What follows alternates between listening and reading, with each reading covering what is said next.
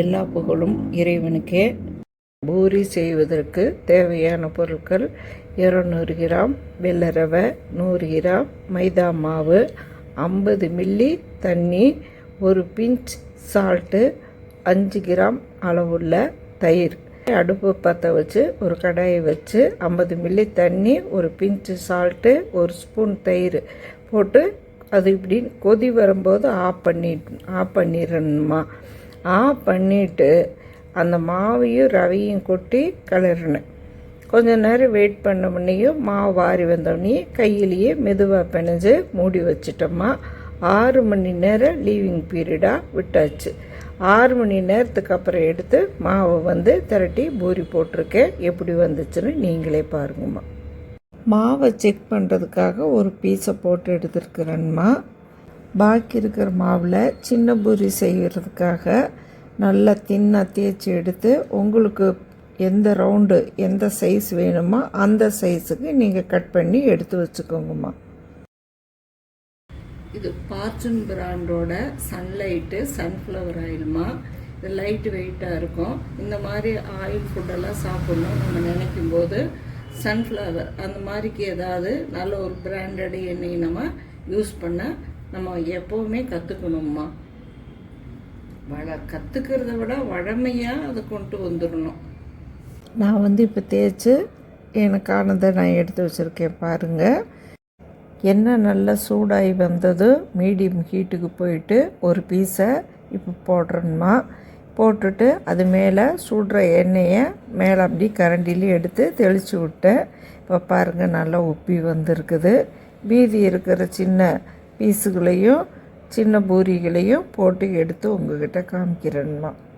இந்த பூரிக்கு என்னதாமா பக்குவமாக நம்ம பார்த்து செய்யணும். ஃபயரை முதல்ல கூட்டி வச்சுக்கோங்க. எண்ணெய் காஞ்சதுமே ஒரு பீஸை போடுங்க. லோ பண்ணிக்கிங்க.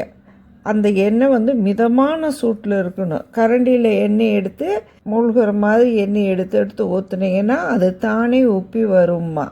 நீங்கள் ஃபயரை ரொம்ப குறைச்சி செஞ்சாலும் மாவு கரைஞ்சி போகிறதுக்கு சான்ஸ் இருக்குது. ஃபயரை கூட்டணும், கம்மி பண்ணணும், மீடியமில் வைக்கணும். இந்த மாதிரிக்கு நம்ம ஒரே கவனமாக செஞ்சிங்கன்னா உங்களுக்கு இந்த சின்ன பூரி கடையில் விற்கிற மாதிரி வீட்லேயே நமக்கு நல்லா செய்ய வரும்மா.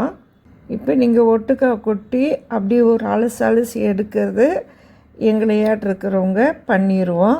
நான் உங்களுக்கு தெரியணுங்கிறதுக்காக ஒன்றா போட்டு காமிச்சிருக்கேன். இந்த மாதிரி நீங்களும் 1 by 1 போட்டு நீங்கள் பொரித்து எடுத்துக்குங்கம்மா. மேலே இந்த துவட்டு மாவு நான் எதுக்காக இவ்வளோ கொடுத்துருக்குறேன்னா அந்த ஈரத்தன்மையை எடுத்துருச்சுன்னா பூரி கிறிஸ்பினஸ் நல்லா கிடைக்கும். நீங்கள் போடும்போது அந்த துவட்டு மாவில் இருக்கிற வரமாவு நல்லா தொடச்சிட்டு எடுத்து போட்டிங்கன்னா எண்ணெய் கடைசி வரைக்குமே எண்ணெய் நல்லா கிளியராக இருக்கும்மா.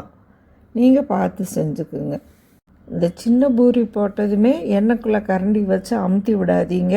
கரண்டியில் பட்டுச்சுன்னா அது ஓட்டையாயிட்டு எண்ணெய் உள்வாங்கிடும். நீங்கள் போட்டதுமே எண்ணெய் மேலே கரண்டியில் எடுத்து மேலே ஸ்ப்ரெட் தான் பண்ணி விடுங்க. எண்ணெயில் சட்டியில் வேலை செய்யும்போது கொஞ்சம் பத்திரமாக சூதானமாக நின்று வேலை பாருங்கம்மா. இந்த சின்ன பூரி எல்லாமே நல்லா சுட்டு எடுத்து வச்சுருக்கிற பாருங்கள். இது இவ்வளோ மெனக்கெட்டு எதுக்காக செய்கிறாங்க அப்படின்னு நீங்கள் நினைக்காதீங்க. நம்ம கைப்பட செஞ்சு சாப்பிட்ற டேஸ்ட்டே வேறு தாம்மா. கடையில் 4 பேர் சாப்பிட்றாங்க, 10 பேர் சாப்பிட்றாங்க. அது ஏதோ ஒரு நாளைக்கு நம்ம சாப்பிட்லாம்.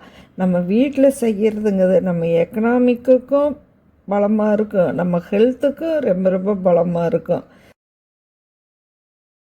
பெரிய பூரி போடும்போது கொஞ்சம் திக்னஸ் அதிகமாக வச்சு போட்டிங்கன்னா நல்லா உப்பி வரும். சின்ன பூரி போடும்போது தின்னாக போட்டிங்கன்னா உப்பி வரும்மா. இப்போ துவட்டு மாவு நான் நல்லா தொடச்சி போடாதனால தான் என்னோடய எண்ணெய் கலர் சேஞ்சிங்காக இருக்குது. நீங்கள் பொறுமையாக நீங்கள் செய்யும்போது துவட்டு மாவை ஒரு கிளாத்தை வச்சு தொடச்சி எடுத்துகிட்டு போட்டிங்கன்னா இன்னும் நல்லா வரும்மா. பூரியை பிளேட் பண்ணியிருக்கேன். கோல்டன் கலராக நல்லா அமைஞ்சு வந்திருக்கு.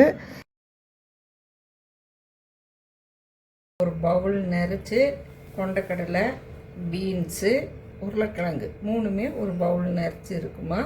தனி சால்னாவும் எடுத்து வச்சுருக்கோம். ரொம்ப இந்த பூரிக்கே பெஸ்ட்டி அப்படிங்கிற சொல்கிற அளவுக்கு இந்த வெஜ்ஜு சால்னா நல்லா அமைஞ்சிருக்குதுமா. இதையும் நீங்கள் டிஸ்கிரிப்ஷன் பாக்ஸில் போய் பார்த்துட்டு நீங்கள் இதுக்கு காம்போவாக நீங்கள் செய்யலாம். குட்டி பூரி வருமா, நல்லா எப்படி நல்லா உப்பி வந்திருக்குதுன்னு. மாவு வச்சு செய்கிற ரெசிபீஸு டிஸ்கிரிப்ஷன் பாக்ஸில் போய் நீங்கள் பார்த்து அதையும் நீங்கள் செஞ்சு பாருங்கம்மா. நீங்கள் செஞ்சு சாப்பிட்டு பார்த்துட்டு ஃபீட்பேக்கு எங்களுக்கு கொடுங்கம்மா.